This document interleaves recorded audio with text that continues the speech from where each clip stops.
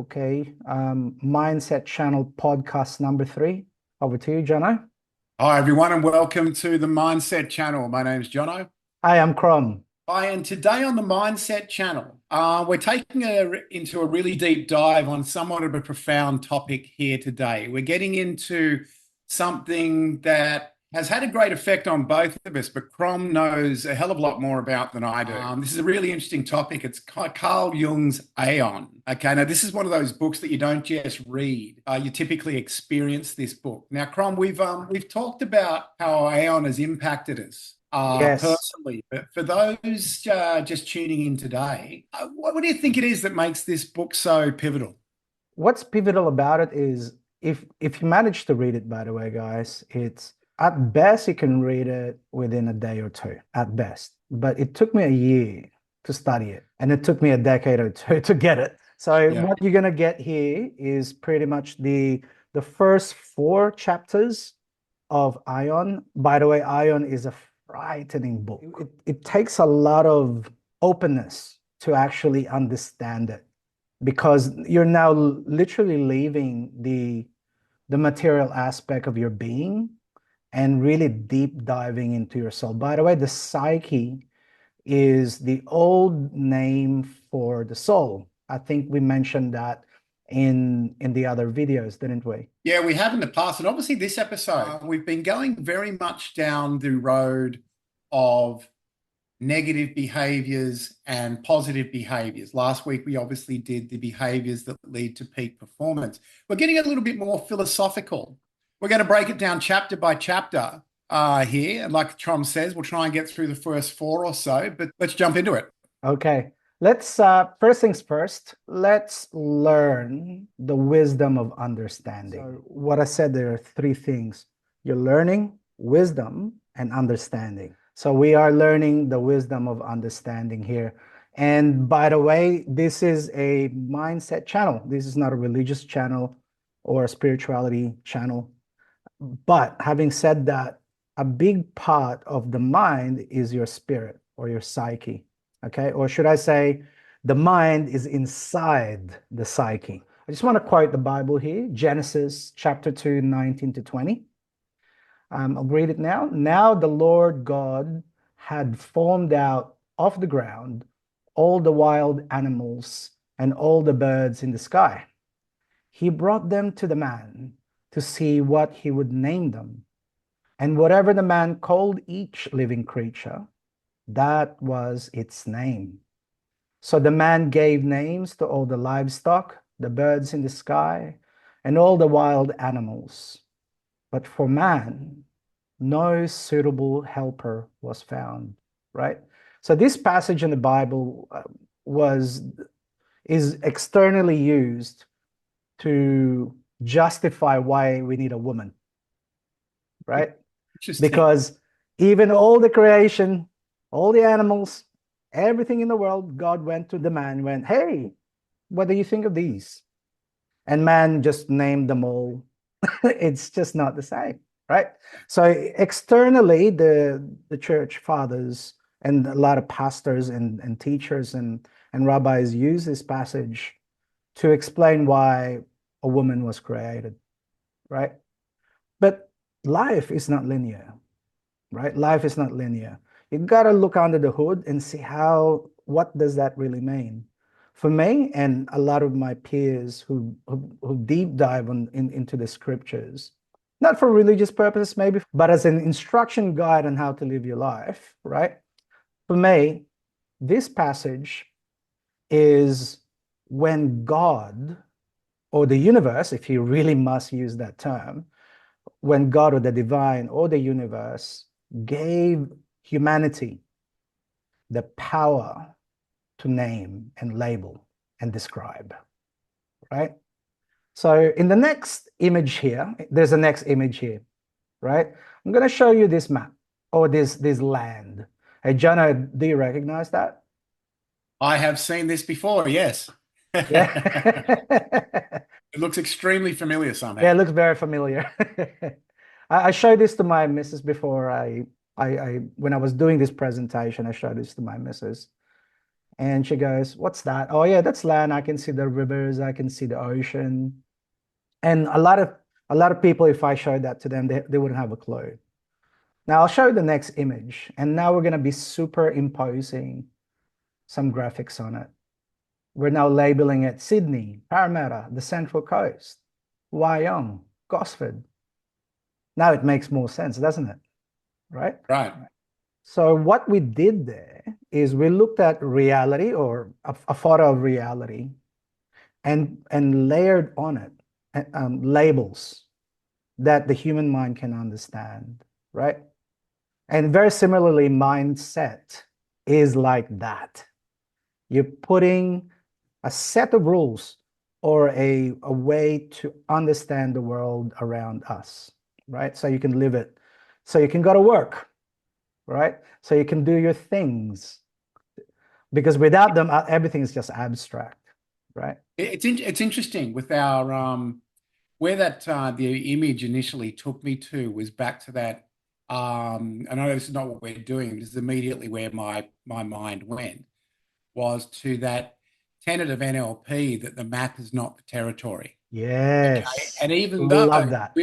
even though we apply labels to everything that you are here, everybody still forms their own actual understanding of that image based on their own experience. Yes, correct.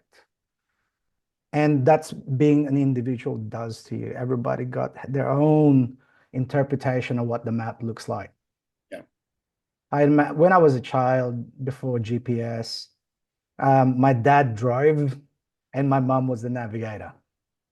You can only imagine the amount of arguments that came about of that exercise. I miss the old paper folding map. That's it. Remember those days you have to pull over to the side and Yeah, actually look absolutely. around and reflect, where am I? And also even ask people, hey, can you help me? I'm lost. Yeah. We don't really do that anymore. We don't really stop and reflect and look at the map. Actually, we do. Some people do, right? Always liked in the Philippines, that's referred to as "Hey boss" navigation. Over, hey Yes. boss. Yes, yes, yes. Yeah. That's how we navigate life. We put an imaginary rule on it by our mind. I, Exactly. I was driving the other day as well, and there was a car coming out of one of the driveways, and I bypassed the double line. Right? In Australia, the double line means you can't overtake. Right? That's against the rules. Right? But I didn't really. I just touched it to avoid hitting that car. Right? And my missus went, "Oh," and I was like, "You violated the line." And then one day, my daughter and I were walking, and she was looking at him, going, and she said, "Dad, that's not a line." I'm going, "It is. It's a double line." "No, it's just paint on the road." And I went, "Oh my God, that's how much we actually believe the rules that we imposed on reality." Yeah, absolutely. Absolutely. Yeah. By the way, I'm just going to present ideas here, and we will present them in a way that is very graphical, right? And the reason for that one is we want to label the most abstract ideas that we have so we can understand it. The same as man was given the power to label and understand his world, the same as we did with the map. We superimpose graphics on it so we can understand it as well, right? So the same thing we'll be doing here. We have a hierarchy of ideas. In this image, you can see what we can call a vertical hierarchy. By the way, working on ideas hinges on a basic and most profound philosophic thing that is crucial, that all ideas suspends from another idea. There's no actually real idea that is not hung on any other idea. Even language itself evolved from previous languages, right? So there's Yeah. no original idea So as you're you back to speak. the creation of the universe, who had the first idea? Yeah, exactly. I mean, you can go back that far, but even that is like, that's just going to blow up your mind. This vertical hierarchy we see it a lot at work. If you look at this vertical hierarchy, you can see there's a main idea on top, and underneath it, there are three major ideas birthed from it, or it came from it. And from those three major ideas, six specific ideas came about. Yeah. Normally, that's how it works. Now, you can also reverse that to say that your plan or your ideas work. You can get your specific ideas, right? And insert them back into the major idea. If you're doing something that is specific, and then you go, what am I doing this again? That means it fell out of the major idea. It fell out of the original idea, Yeah. right? Which means stop doing it. Yeah. It's no longer serving its purpose, right? Mm. So we'll be talking about little things like this throughout this video, and hopefully we can bring it back to mindset. So specific ideas goes to three major ideas and then one general idea. So again, as NLP always comes to my mind, I mean, as I look at that, and you're speaking about this hierarchy of ideas, it almost indicates to me that concept of chunking up and chunking down. Yes. Okay. Yes. Chunking up is the one major idea at the top, and you chunk down into all the ideas that leads to, all the Yes. components of it as well. And asking, what's the purpose of that? What's the Yeah. purpose of that? What is the What's the purpose of purpose that? of that? Exactly. Then you find the extent of your conscious mind, and you start looping. That's the Yeah. wall of the conscious, and it starts going to the unconscious, right? Yeah. Yeah. Yeah. Now going back to this one, to this point, you can also think about the six circles here are your customers, and they are buying from your staff members, and Yeah. and the staff members are reporting to you. Now you're getting the ideas from your customers. They're telling you what they want. That will go to your staff members or your website or your feedback form, saying this is what the customers want, and it goes back to the business. That means the workers are in charge, Yep. which says the boss actually or answerable to the customers and to the staff members, right? Yeah, which is actually one of those hallmarks of a business that's actually quite successful as well. Yes. It's not necessarily your typical hierarchy with the boss at the top and everyone, even the customers, subservient to that. Yeah, correct. In marketing, that's called a funnel. So the top part is an awareness campaign. The middle part is a consideration campaign. And the bottom part is the conversion campaign. Examples there. That's how ubiquitous, or that's how common this image is throughout our society and in our minds and in our practice, right? So the next one is, if we get the two hierarchies and we connect them, it starts looking like a tree. Yeah. Right? Very much does, yeah. Yeah. And a lot of our structures, we even call them branches. We even call them stems, right? Or an arm. That's the challenge. Our structure, a lot of our structures is modeled after plant life. My question is, are we plants? So, all right. Okay. So the vertical hierarchy that you saw was one big idea, went to three major ideas, and went to six specific ideas. Yep. You can also look at it as the circle is the big idea. Inside it are three major ideas, and inside those three major ideas are 6 specific ideas. Is that what you refer to as a like a nested hierarchy? Yeah, that's the nested hierarchy, Right. right? Okay. And when you look at the boss of the past, right, or the kings of the past, or the rulers of the past, looks at them as they're on the top of the hierarchy. In regards to business, the people in the mailroom or the cleaner usually is in the bottom. They even call them bottom feeders, which is horrible, really. Right. If you look at the nested hierarchy, right, as a leader of the organization, they are all within your circle. Yep. And no one is now beneath you. You now have to look after all of them, right? Same with ideas, right? If you have a big idea, the specific part of that idea is not dismissible as long as it's part of Right. it, right? Right.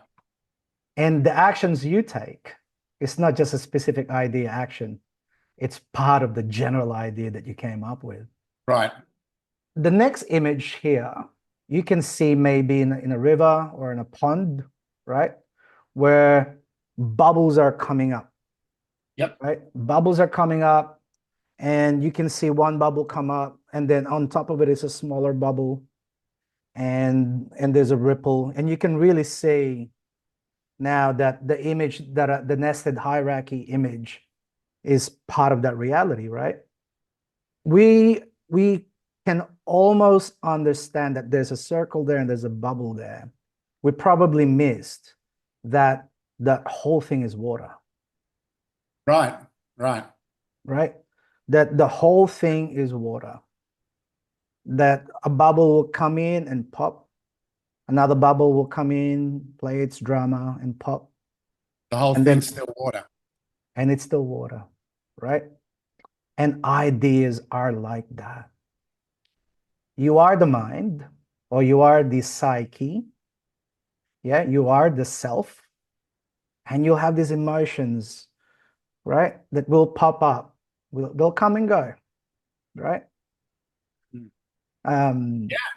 I like that. That's a great analogy. That's a great analogy. And guess what? Those things are deep. Hey, Now, how does, in your understanding, how does Jung's concept of the ego? okay, by the way, guys, reminder, all these ideas came from Carl Jung's practice, right? Carl Jung, in case you don't know, is Sigmund Freud's arguably one of his best students. I think his best student. He went really deep into the soul rather than the drug side of psychology, right? Yeah. In case you're wondering or you don't know, in Latin, I means ego. See, people say I, they go ego. Yeah. So in case you're wondering, the ego is a Latin word for I. The ego, according to Carl Jung, right, is our definition, our conscious definition of who we think we are. Okay, so it's not necessarily to do with I guess the most people's understanding of the ego would almost relate to their level of confidence in themselves, That's it. individual level of confidence in themselves, but it's somewhat more to it than that. Yeah, it's more than that. Yeah. Right. So the ego is, remember this, so ego is who do we think we are? Simple as that. Who do we think we are? Correct. Our ego is conscious. So when we fall asleep, our ego actually switches off. Yeah. Right. And the ego, so imagine your conscious mind, you're conscious, I'm talking to you, Jono. My ego is talking to you. What also is talking to you is my persona. Right. We call them personality, but persona, right? So not just my conscious mind is talking to you, but what's coming across to you is also my persona, or my personality. Right. And they live together as in the conscious mind. The ego is the gatekeeper Yeah, I was going to say, during so waking hours. it essentially lot of filters what we're conscious of. Correct. Okay, would that be right? But there's obviously a lot more going on there. Correct. Yeah. But just a thought, this is getting possibly too deep into philosophy here, actually. As you sleep, Yeah. okay, does the ego affect what you dream? Yes. Yeah. You know those dreams where people dream that they're naked, right? Yeah. The ego is not there to defend them. Right, right. Ah, yeah, yeah, interesting. Yeah. Or you say the wrong thing. Your ultimate fear comes out because the ego is asleep. Yeah. The Yeah. ego is unconscious. Yeah. But your personality is still there. Your personality is still there, right? Yeah. Your persona is still there, right? You're a hypnotherapist. Yeah, I'd spend most of my day working out ways to bypass the conscious mind and get things happening at a more Yeah. unconscious level. That's exactly where my mind was going as you were talking about it. Yeah. When you see the ego, can you see the persona and the ego when you're trying to bypass the conscious mind when you're doing Well, work? it's interesting. I wouldn't sort of spend a lot of time doing hypnotherapy thinking specifically about that. Sort of weighing up when you're working out how best to get through to someone, because with hypnotherapy, it's not one size fits all. Yeah. You can't rattle off a go-to script or something and think you're going to get anywhere with somebody. There's a lot of other inputs there, but I'd never thought of it, quite like that. It's fascinating. By the way, when each part here we can dive into and make a big episode out of that as well. Yeah, this can be a deep well to get into. So, Man, like I said, Aion is a scary book. yeah, yeah. If you think about it though, how much of your identity do you think you'd actually put down is shaped purely by the ego? You know when they say nurture and nature, you're Yeah, born with yeah, and the one that you actually learned. yeah. I think part of the ego is a lot of them is learned. Mm, yeah, A lot of that is learned because one can shape their ego. I'd like you to reimagine this again. Remember, I said the conscious mind has two parts there, the ego and the persona, yeah. right? So when you say I, it's your ego talking. But when you say me, it's now your persona talking that we present to the world.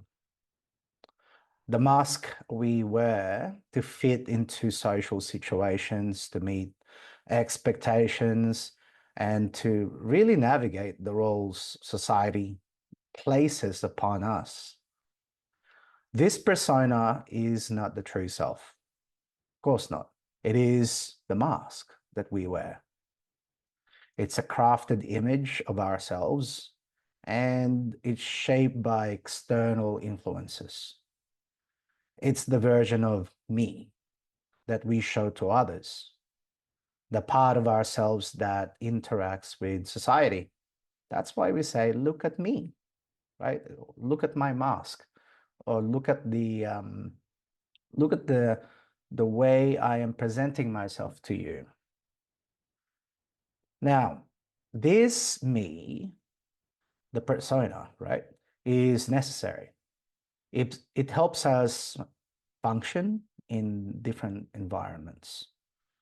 You might have one persona at work where you're a professional, serious, competent. Then you might shift to a different me around your mates or your friends, where you're more laid back, you're funny, and you're relaxed. Or you go home, you're now dad, right? That's now the new mask. Each of these personas is a version of you, but it's not the complete or authentic self.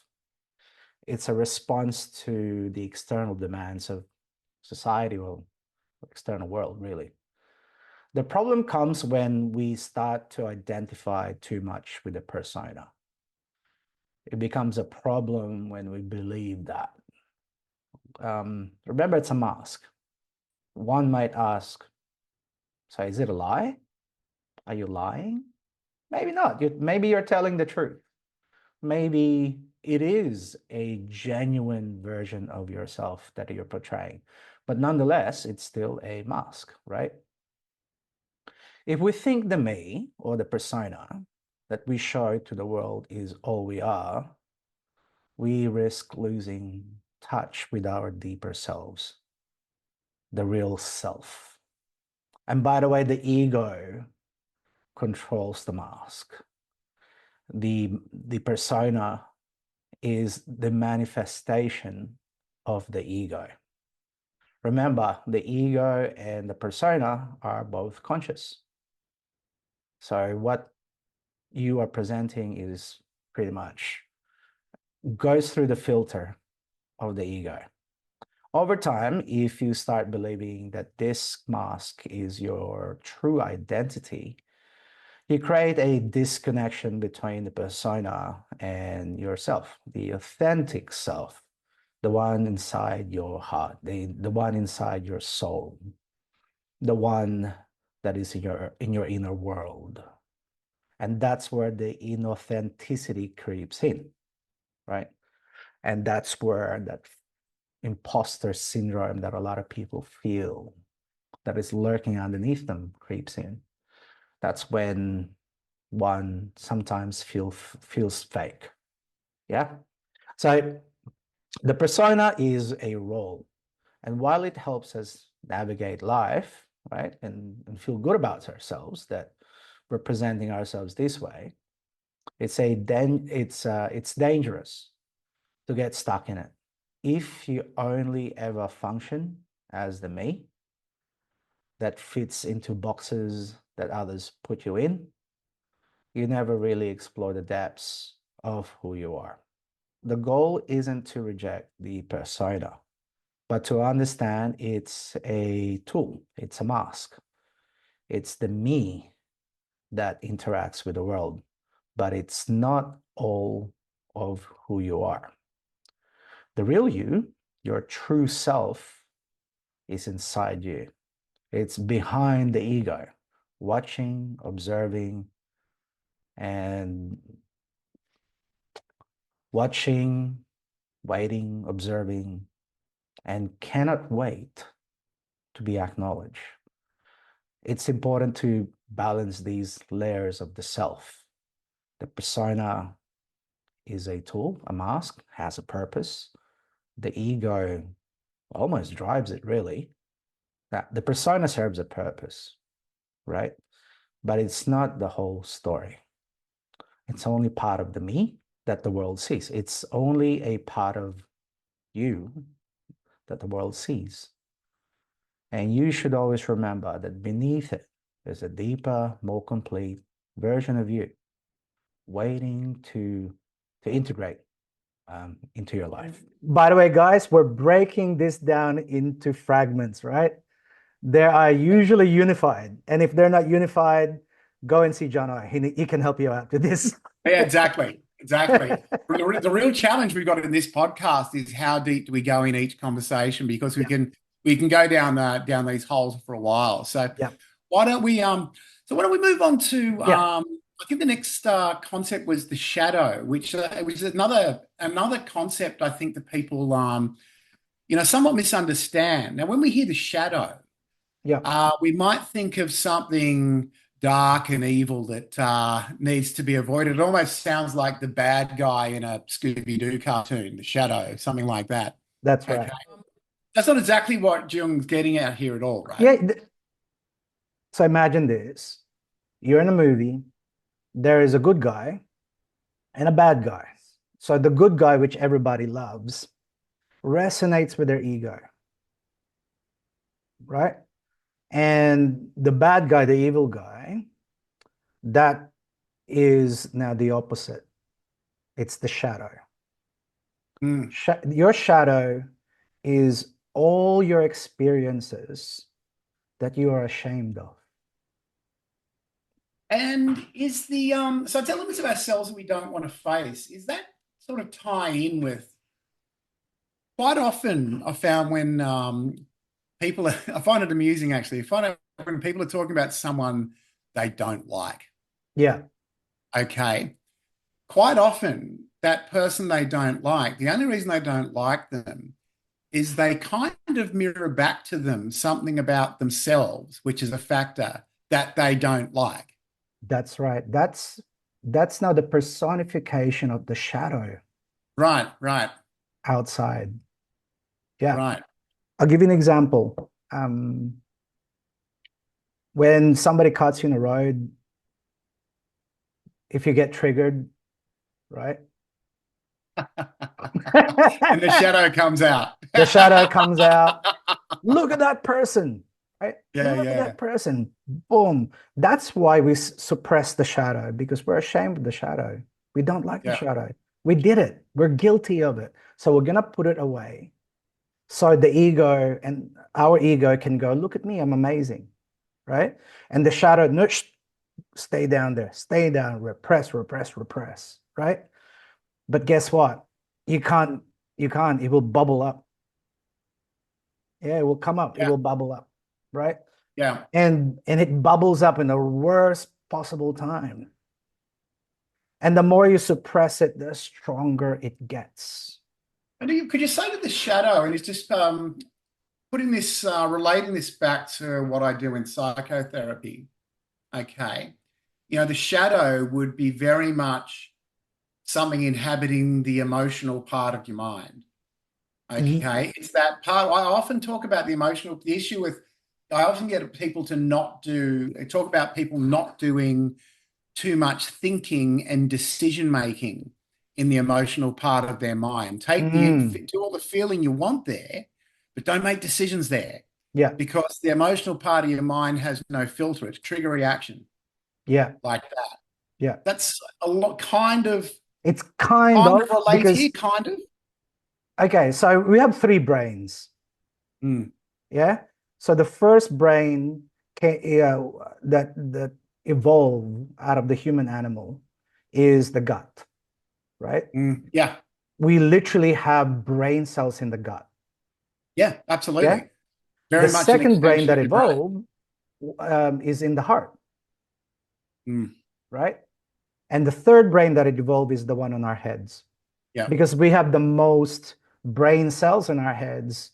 Now we're the most conscious from with our thoughts, especially in the Western world. We glorify being smart, yeah, right? yeah, We like being smart, we like to appear smart and all that stuff. So when you have an emotion, right, coming up, those emotions are actually aspects of you that you have inherited. I'll give you an example. Jealousy. mm, Yeah, we understand fight or flight. We get yeah, that. You're in danger, you need to fight or fly, right? Or freeze. How yeah. about jealousy? Why do we feel jealous? Why do we feel embarrassed? That is literally an episode unto itself. That exactly. So thinking from your, if you are gonna decide from an emotion, right? You're now devoid of the most highest thought form that you have, Yeah, which is your mind, right? But some people would still say, "Oh, my gut is telling me this," right? yeah, And that gut feeling is a lot of times it's very subtle, but that gut feeling kicks in because the mind already thought about it and it's being compartmentalized, right? The mm, heart already knows going, I don't feel comfortable, right? It's already there. And then the third brain goes, hey, you too. I don't like this, mm, right? yeah, So that's where the gut feeling. So, but to answer your question, is the emotion in the shadow? It's a personality. It's not right. just a thought, it's not just an emotion, it's a persona or a A personality. persona unto itself. Yeah, Correct. It's an experience yeah. on It's itself. interesting. That's an important thing to get your head around here as well. Is the different components here are essentially Yeah, personalities that make you up. So yeah. that's fascinating. That's So the listen, shadow. yeah, that's the shadow. We've done the ego and the shadow now. So Yeah. I think if we look into the next chapter, I think we're dealing with the anima and the animus. Firstly, I just want to show you this image of the yin and yang. So the yin and yang is a circle, and there's two swirls or two fish, yeah, Yeah. swimming in circles, and within those vesica or teardrop or fish, whatever you want to call it, are two opposing colors within it. Yeah. And it's in the perfect balance, right? This is also man and woman, right? That's how balanced they are. We need each other to be balanced, right? Yep. That could be gay relationships as well. I have a lot of gay friends and lesbian friends. One calls the other daddy, the other one, darling. One is more male, one is more female. Maybe it's not all the It's time. essentially balance of connection Yeah, between yeah, correct. is what we're So this talking is about not here. sexuality as such, Right. but just the balance of the gender, right? Mm. So Could just be the balance in any relationship. in any relationship, correct. Yeah. Yep. Like before, we need to label it so we can Mm. understand it. And this is a Right, right. simple image of it, right? Yeah. So if you look at a man, right? The man has his first love is his mother, all right? And within him is an anima, right? He will look, when they say you marry your mom. Right. Well, I didn't marry my mom, but my missus is very similar to my mom as well, right? And with women, we have new terms now. With some, I heard it. I heard some millennials or Gen Zs, friends of mine arguing because one of our friends, she couldn't keep a relationship, right? And one of her friends said, "You got daddy issues," right? There you go. So that came up, right? Yeah. So with men, we have the anima, our feminine side.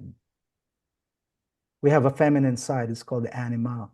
So the anima is essentially our feminine side. Correct.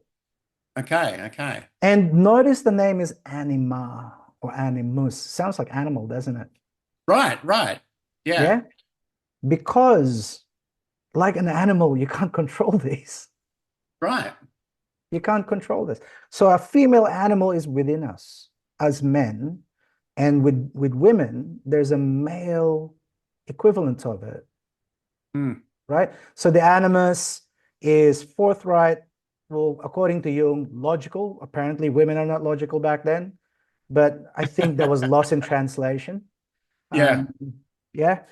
For men, for example, um, the anima is nurturing, very maternal, caring. Yeah.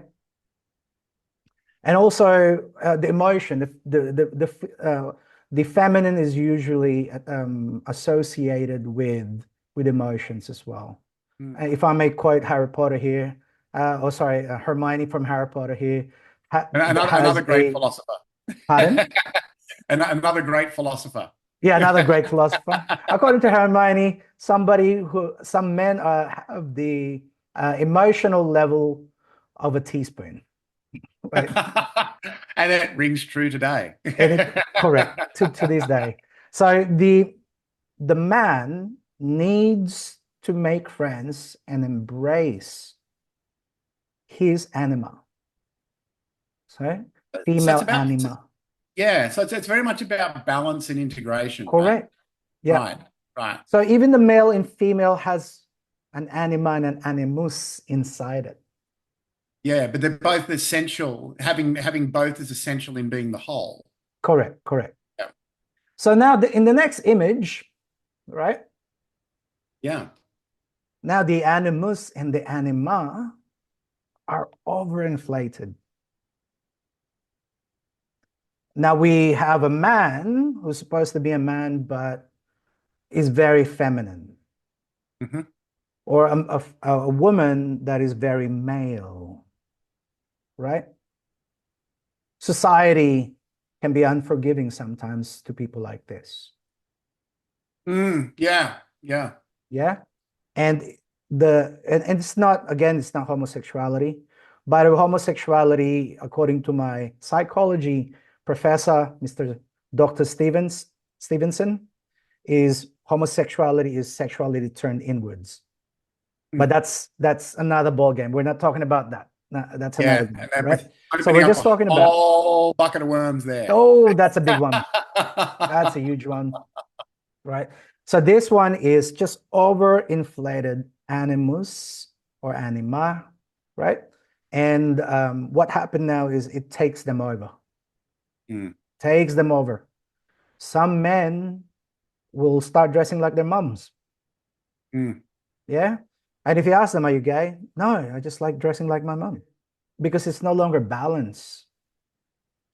They they they get anxiety, they get personality disorders and all these things, right? And their mindset is also clouded now. They mm, can't just go to the office, even though they really want to dress like their grandma. mm. No one's gonna take them seriously in the boardroom now. Yeah, You know what I mean? So yeah. they're now not only withheld within by their inner struggles, but also held by society. Hey, you can't behave like that. Yeah, and I think those attitudes are obviously changing as Yeah, well, which is a good thing. But yeah, so you're saying this is essentially down to in Jung's perspective, this is to do with an imbalance in the anima and the correct. animus is essentially what that's about. That was the way he theorized that. Yes, correct. And Yeah, remember, before interesting. Jung, this didn't exist.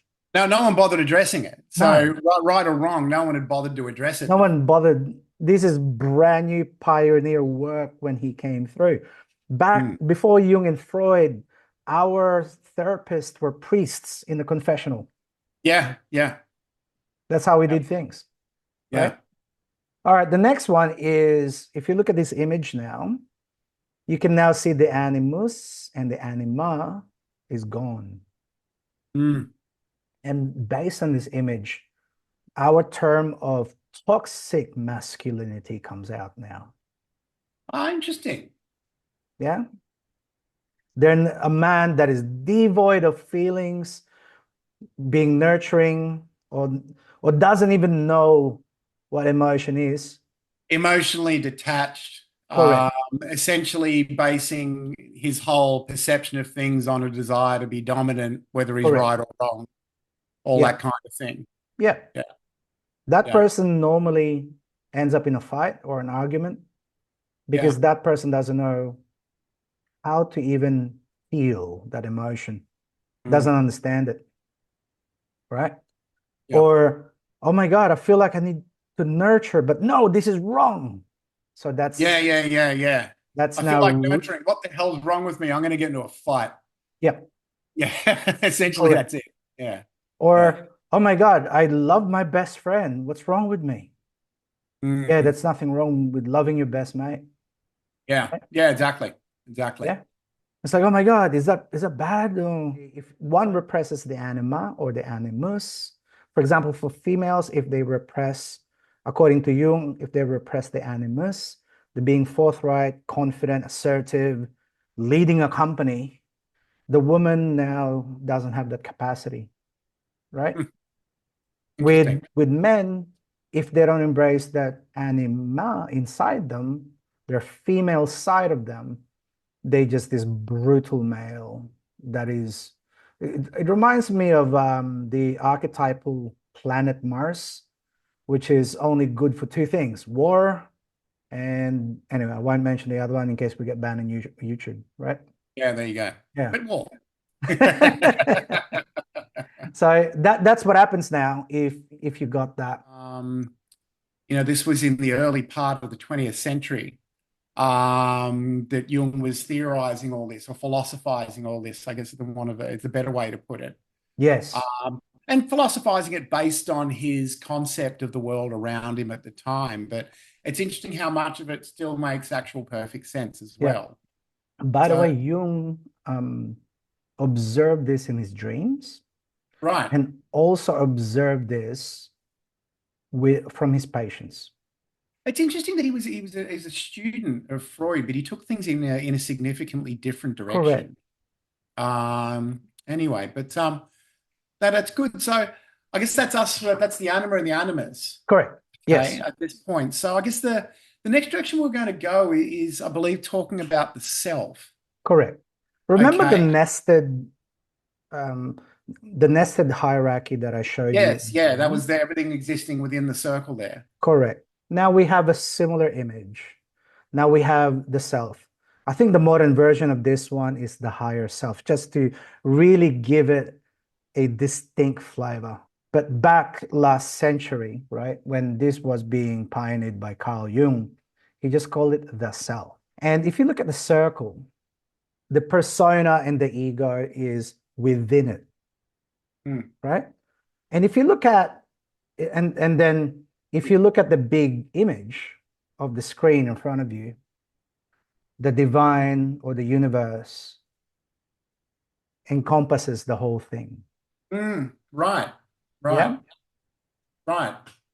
This is the thing. I think one of the things that us humans did, especially in the modern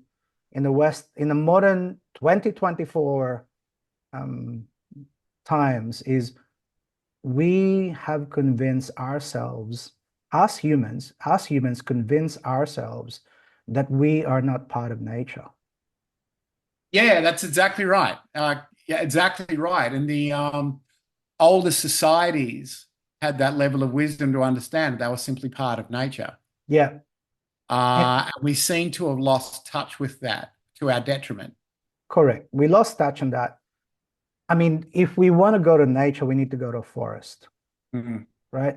If we want to touch trees, we need to go to a park, right? mm, But nature doesn't stop at the park or the forest. This house I'm in is made out of rocks mm, and different fabrics, right? That came from nature. mm. My body is made out of, you know, of earth, right? Right. So I am, in a way, nature, right? And because of the way we think, we separated ourselves from it, right?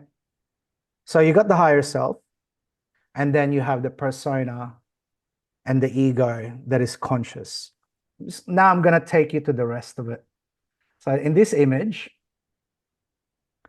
is now the psyche. Okay. Yeah. So inside that circle is on top is your conscious self, which is made out of the ego and the persona. Yep. Yep. And then surrounding that as well, a bit more deep and probably more vast, is your personal unconscious.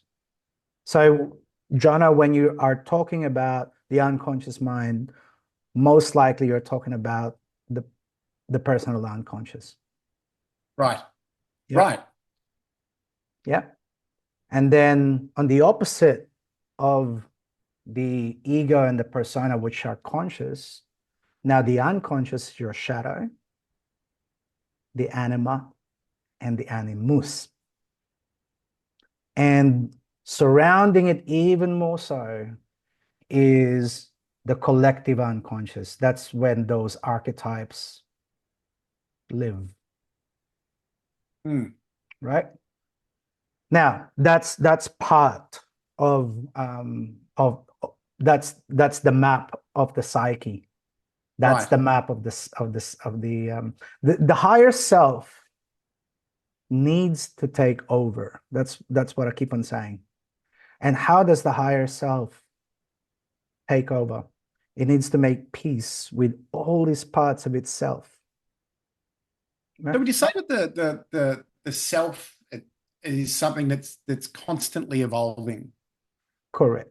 Would you say that way? Like there's no final destination here. No, It's just constantly about a journey towards wholeness and integrating all these components together. correct. Right. Yeah. When we're babies, yeah, we don't have an ego. We don't have a persona. We just have a self, right? Right. Yeah. We don't Right. have the archetypes, nothing. And as our brains evolve and our bodies evolve, and the more exposure we get from our mom's, dad's family, which is our first outer world, by the way, as we fall in love with our moms, because we do, she is your first love. Then your dad, yeah, and then your siblings, yeah. These layers starts feeling like they're separated. Mm. And like a dirty nappy, we throw away the shadow. Right. Yeah. People ask me, so what should I do with my shadow? Yeah. Learn to embrace it. You know the act of confession? What's that? Sorry? The act of confession in the Catholic Church. Right. Right. Yeah. Yeah. Yeah. I think unwittingly, or maybe deliberately, I'm not sure, but I think it's unwittingly, should I say, unwittingly. That was devised so the shadow comes out, so it doesn't devour us from within. That, excuse me, I think that's really, I think you might be right. I think they may have unwittingly, like you say, sort of stumbled across the shadow without really realizing what they were doing. Yeah, Interesting. Gives someone a chance to air their shadow correct. and kind of make peace with it. And make peace with it. Interesting. I'd never thought of it like that. Yeah. Yeah. The shadow is also morphs into demons, Hmm. right? Think about it. Think about it. The demon has two powers, fear or desire. Mm. That's it. It looks scary or it will Yeah. tempt you, Yeah. right? So those are the two powers of the demon, right? Mm. And most likely the shadow is also made out of that. Something we're Yeah. afraid of or something we really want. But That's exactly afraid of, right. Or that was things that, yeah, when you say afraid of, that can include elements of people's personality and behavioral traits they just don't like. It could even encompass something like laziness. yeah, I just like and I'm scared of the fact that I'm lazy. That yeah, kind of thing. Well, it all rolls into that. It's all encompassing. yeah. That's the psyche. So when I keep on saying you can actually study your psyche, you can actually study your soul, right? Mm, You can even charge them. mm. The what's that NLP technique again that we learned where I think it's timeline therapy where you go back to a time, Yeah. and then you imagine some feeling and then you see yourself, Mm, right? I yeah. think that is shadow work there. Yeah, potentially it is. Yeah, Mm. potentially, yeah. Because Absolutely. after that, you illuminate that person in timeline therapy, and you Mm. integrate with it. You become one. Yeah, exactly right. Exactly right. So the whole concept of integrating these components seems really key here. It's like if I'm understanding, like I say, you know a lot more about Jung than I do. But it seems like he's certainly not offering any quick fixes here. No, All he's come up with is a framework for a lifetime of learning and integrating as you go. that's But it's it. a constantly ongoing thing. There's literally no quick fix being offered here. No, no. So he gave you a map so you can drive.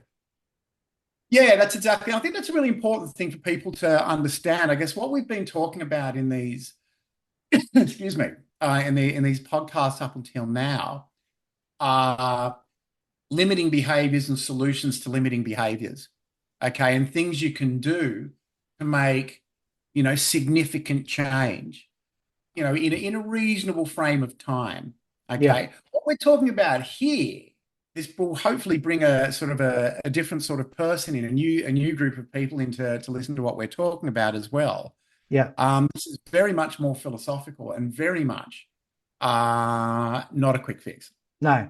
Well, the This actually is the this is fifth a lot about chapter, awareness, a lot about personal awareness. a lot of personal awareness. And if you know every part of your soul, Mm, right?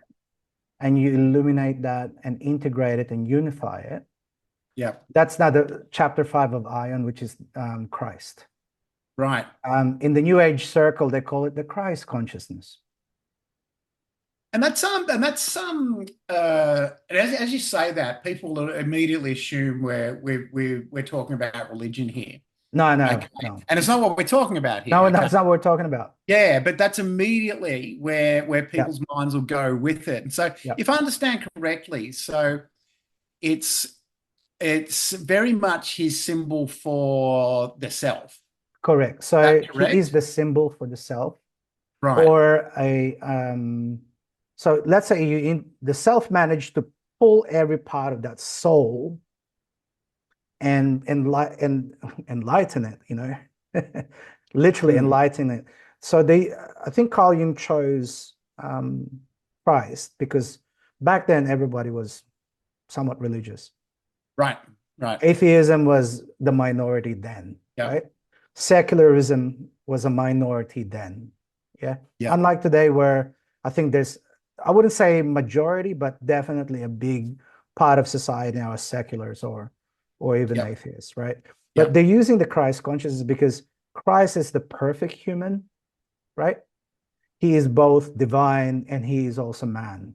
It's about the integration, the It's perfect level of one integration perfect and human being. balance. Right. Yes. Correct. Right. Right. Now I Yeah. get it. Yep. And I'll take it to the next level. He also had to die on a cross. And a cross is like that, in case you're wondering, guys. So that is a crossroad, like when things met in the middle. Mm, The symbolism of that one is finally every part united in the middle and died there. mm, So the ego died and the mm. self resurrected and took control. And now you have a superhuman or So super it's being. it's so it almost speaks to transformation as much as anything else, right? Yeah, yeah. Yeah. So why does all of this have to do with mindset? Okay, now you know the map, right? Let's say you are about to do the performance of your life. Let's say it's a basketball game. We like using the basketball, yeah. And it's now the finals, and somebody whispered something in your ear, gave you a bit of shit talk, right? And now you're triggered, right? Now you know why you're triggered. Probably you did it in the past. You're ashamed of it. Now you also know, no, you know what? If I make peace with that shit talk will never work on me again. It won't get me again, right? No.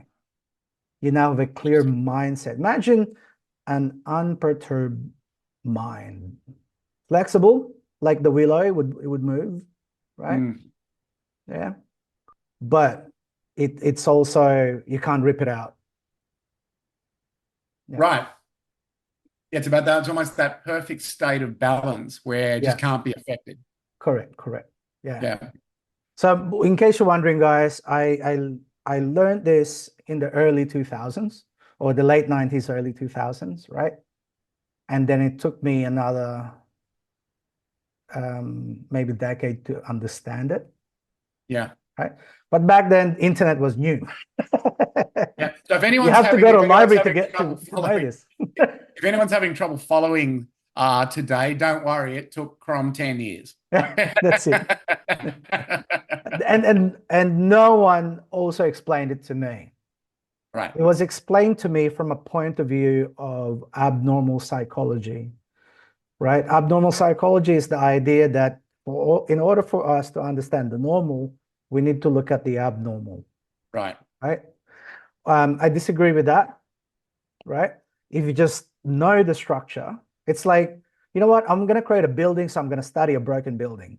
Yeah, it No, doesn't make any sense. doesn't make any sense, right? Yeah, I want to build a car. I'm off to the wreckers to look at a busted one. Right. Yeah. So what we're offering is, or what we're showing you here is, what if it's not broken? What if Mm, you want to refine it, right? mm, Now you have a map, now you have a mindset, now you understand, now you labeled it. You can even have a conversation with us or your peers now. And the beautiful thing about this one, and I cannot even highlight this, is okay. is you can charge your psyche. Exactly right. Mm. Exactly right. What I like about this today as well, it really sums up, it adds that other element to what the mindset channel is all about. Okay. And this is other bit that, gets onto the, you have an interest in ancient wisdom. This isn't exactly ancient, but this is the path that it's heading down as well. Well, I guess it is, in fact, ancient wisdom that we're talking about essentially talking about the soul and things like that also. Yeah. Okay. What I like about what we've been doing today, it brings those elements of what we're interested in as well into what we're doing here. Gives everyone a bit of a complete view of what we like to cover here. Yeah. Good. Anyway, guys, if you found this useful, feel free to subscribe and turn on those notifications so you will be notified, one of the first ones that will be notified when there's a new video on. And once again, thank you for joining us. This is Crom. And this is Jono. Thank you very much. Until next time, we'll see you in the next video. See you next week, guys. Bye-bye.